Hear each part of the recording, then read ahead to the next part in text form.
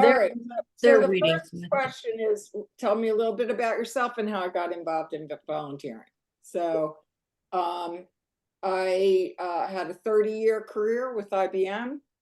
As 22 of it was a senior manager. I raised 4 boys while I was working. And after 30 years at IBM, I decided that it was time to retire and to do some work that was volunteer oriented. And so, because I wanted something, I needed a purpose other than just playing tennis and eating eating bonbons. So I looked around for things that I could do, and I was blessed to have found a friend of mine was working at the Washington School for Girls, which was not-for-profit, tuition-free for Black girls. And it was just amazing. I got the opportunity to share a classroom with a teacher, the English teacher, Shekenya, and Shekenya was a visitation grad from Washington and a Loyola grad, and she and I totally connected. And I said, since I don't know a lot about grammar, but I do know how to spell, I can do vocab and you do grammar. So we split the class, and so 3 days a week, I went down to Anacostia and helped Shekenya in the classroom for 7 years. And it was such a joyful, wonderful experience for me. And I ran into 3 of the girls that I helped at a memorial, sadly at a memorial service, but all 3 of them were studying to be teachers. So I was just beyond thrilled. And they used to call me Miss ML. And they were like, Miss ML, Miss ML. And, they gave me a big hug. And I'm not sure it was my teaching they liked or the fact that I brought them all kinds of treats. And if they got 100 on their vocab tests, they got cookies and candy and cupcakes. And when Sister Mary came in, they put them in their desk so she couldn't see, but she knew it was there. So that's how I got involved in volunteering. But sadly, then the pandemic hit and people couldn't go in the classroom. And Shekenya went to the University of Notre Dame and got her teaching principles. She went through the ACE program, and she is now a principal in Arizona. So I lost my sort of connection with her. And then was sort of scrambling around to find something. So I went and did a couple things. I went to Don Bosco Cristo Rey, and I was helping at their career center. There were just, I did a lot of things to try out. And actually a friend of mine told me about Career Catchers. She knew Mana from her neighborhood. And I talked to Mana, and it was interesting because I sort of had a vision of what I wanted to do, even though I wasn't a professional career coach. I felt like all my years of experience at IBM that I could do career mentoring. 2 of them came back and said, yep, we would like you to do that. So the rest is history. Oh, that's wonderful. So I guess you sort of already touched on this. What specifically inspired you to volunteer with Career Catchers? Well, the most important thing to me is to help people.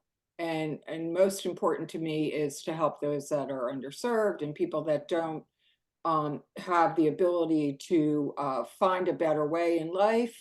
And if I can do anything to assist with that, with helping them find a job, or, to me, that breaking the cycle is the most important thing, that we need to help people break the cycle.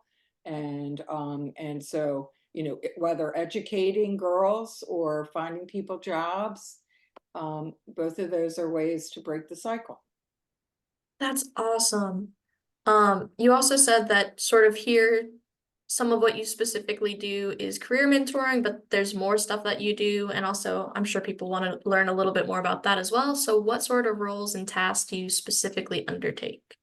So generally, I help Chris Stevens, who is a very experienced career coach. And now I'm going to help Maria DT as well. But it's nice because Chris and I are sort of yin and yang.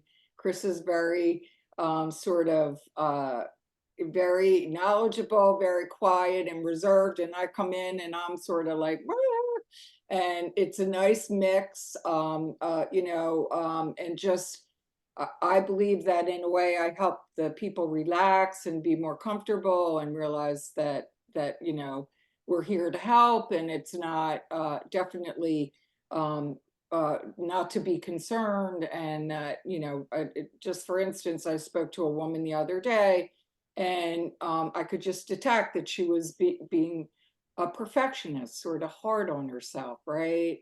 And she said she got all these great grades on all the training, and but she, her job is so stressful, and I said, well, let's back up a little, maybe the stress is self-imposed, we don't have to be perfectionist. And she goes, you're right, that's exactly right. So I just, also I'm not I'm not as young as most of you, so I do have a little bit of sage age experience, so I do think that helps with the mix. And I also believe that I am pretty good writer, so I do think I'm helpful with helping craft resumes and any of those things. When we look, it's a good kind of yin and yang with Chris. So I think that we were very helpful to each other. I mean, one person was like laughing because he and I were going through our resume and we're like, bam, bam, oh, like put that there, no, change that, da, da, da, so it was a very good way for us to help each other to craft something even better because we were working together. Yeah, and on the writing piece, you've also helped us before. I know you've helped me with donation letters, specifically last year and the year before for the appeal, but I think you've also helped us on grants as well, haven't you? I did. When Mana had a period of a leave, I did help with some of the grant writing. So you do so many different things. If I can ask you to pick one thing that you find most rewarding about volunteering, what would that be? I think I said it, just helping people understand that they're not alone and they have someone to help, and that don't to not get discouraged, that we all have our ups and downs, and not to feel like to believe that we're there and we're going to help them. That's most important. Thank you. That sounds so wonderful. And then what advice would you give to a first-time volunteer or someone who's considering volunteering for the first time? Do what you're passionate about, because if you're passionate about what you're doing, it will definitely show through, and it will also make you a better volunteer. And I do think you need to communicate. I think communication's really critical, that to give your kind of outline what your skills are so people can understand how you can best use them, and communicate all along the process. Brilliant. And then is there anything else that you would like to say to people or that you would like people to know about volunteering or our organization? Well, one, I would like everyone to know that Career Catchers is awesome, that the staff are very dedicated, and they're very uh, encouraging, and there's a nice camaraderie, which you don't always see. And the second thing is volunteering. If you haven't done it, you should do it, because taking yourself outside yourself and helping others is probably the best thing you can do. Thank you so much. And of course, like a huge thank you to being a volunteer with us. You've always brought so much experience and so much light and energy with you. And you've always been so flexible with us. So again, thank you so much. Emma,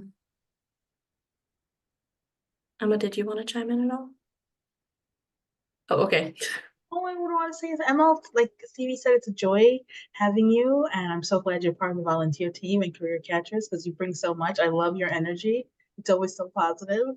So, that's something to look forward to. Like every time you come on the screen, I'm like, oh, ML's here. I just love it. And I love Or like, maybe you go, uh-oh, ML's here, right? no, it's all positive. And just your experience. I really enjoyed when we did the leadership workshop because you really brought a lot of insight to that. So I really appreciated that. I learned a lot from that workshop as well. Yeah, that's the other thing, Stevie, that Chris and I've done several of the empowerment hours. And as Emma said, I am reaching back to some experience level, right? So, Uh, and to be able to say, here's certain things, here's some tips that you might not know, about how to address something, right? Because you're either nervous about it or afraid that it might do something in terms of your job. But I do think that I do bring some of that experience as well.